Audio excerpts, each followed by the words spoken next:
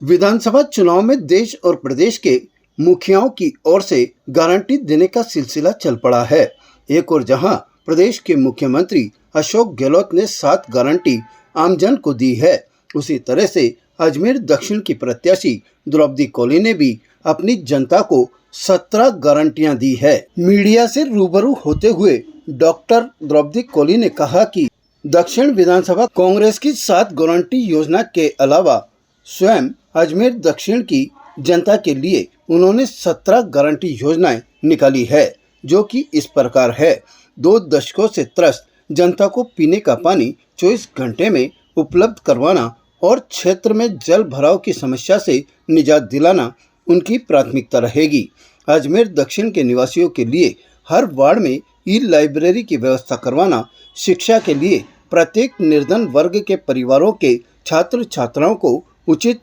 छात्रवृत्ति की व्यवस्था करवाना, प्रत्येक समाज में गरीब परिवार की बेटियों के विवाह पर कन्यादान के रूप में आर्थिक सहयोग की व्यवस्था करवाना, दक्षिण विधानसभा में युवाओं की शारीरिक कौशल के लिए अकादमिक और खेल विश्वविद्यालय की स्थापना करवाना, गरीब परिवारों के लिए घरेलू आयोजन के लिए उचित राशि पर कम्युनिटी हॉल उपलब्ध करवाना और नए कम्युनिटी हॉल का निर्माण करवाना, प्रत्येक कॉलोनी में बुजुर्गों और युवाओं के लिए पार्क का निर्माण और कम्युनिटी हॉल में मनोरंजन की व्यवस्था करवाना है। पट्टा निस्तारण और आमजन को परेशानी से मुक्त करवाना है। सड़क, नाली और बिजली की उचित व्यवस्था करवाना,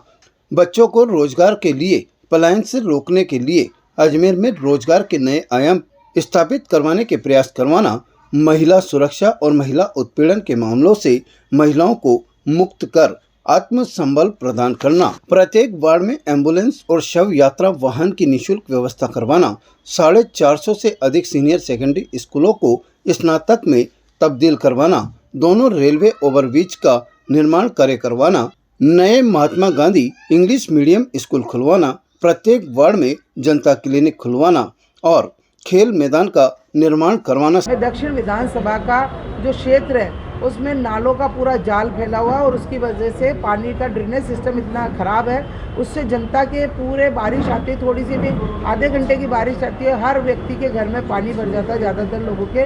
निचली बस्तियों में भी, और जो थोड़ी संपन्न बस्तियाँ हो गया अब तो पानी उनमें भी भरता है। तो मैं ये चाहती हूँ कि वो ड्रेनेज सिस्टम किस तरह से सुधारा जाए। वो मैं अगर विधायक बनती हूँ तो मैं उस पर काम करूँगी सबसे पहले। और अजमेर की जो आपने देखा होगा डेयरी बूथ है, वहाँ पर पुल बन रहा है, सेंट्रल गवर्नमेंट ने कुछ बहाने लगाकर उस पुलिया को भी रोक दिया गया है और मदार की पुलिया को भी सेंट्रल गवर्नमेंट ने उसके डिज़ाइन को लेकर ऐसे करके उसको रोक दिया। तो उससे क्या भ्रम लोगों को ये होता है कि राजस्थान सरकार ने उस काम को रोका, लेकिन जबकि वो सब लोग जानते हैं कि उसको वो काम रेलवे का है और रेलवे ब्रिज के ऊपर काम करने का काम रेलवे का, और उन्होंने रेलवे ने ही उस काम को रोक रखा, जबकि सरकार की वजह से कोई काम नहीं रुका हुआ। मैं क्षेत्र में जनसंपर्क कर रही हूँ, मुझे जनता का पूरा प्यार मिल रहा है और जनता का पूरा आशीर्वाद मिल रहा है और जनता चाहती है कि हम 20 साल का जो इस तरह का शासन है उसको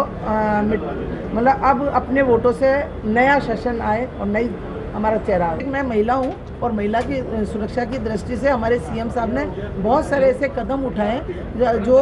कि अगर कोई रेप वाले मामले भी आ रहे हैं तो उनको तुरंत सज़ा दी गई है, पकड़ा गया है। तो ऐसा नहीं है,